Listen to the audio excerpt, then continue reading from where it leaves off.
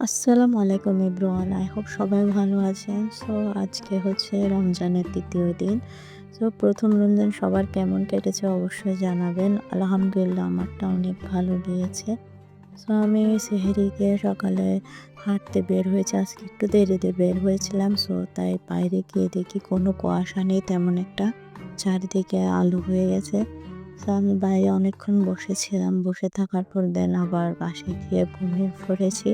দেন ওঠার সময় উঠে নামাজ পড়ে তারপরে আপু বলল যে তাকে একটু হেল্প করতে, সে নাকি আজকে আমার জন্য একটা ডেজার্ট তৈরি করবে। দেন আমিও গেলাম তাকে হেল্প করার জন্য। সে নাকি শিরকোরমা তৈরি করবে দুধ দিয়ে। সো এটা খেতে কিন্তু অনেক মজা লাগে। আমার অনেক পছন্দের একটা ডেজার্ট। সো এটা দুধ দিয়ে অনেক ঘন করে তৈরি করতে হয়, একটু সময়ও লাগে।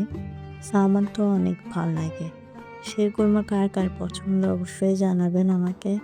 সো আমার আবার এদিক দিয়ে সবকিছু দিয়ে এখানে বাদাম, পেস্তা যা, যা লাগে সবকিছু দিয়ে শিরকোরমা রেডি করে ফেলেছে। আর এদিকে ঘড়িতে বাজে প্রায় ৫টা ১০ এর মতো।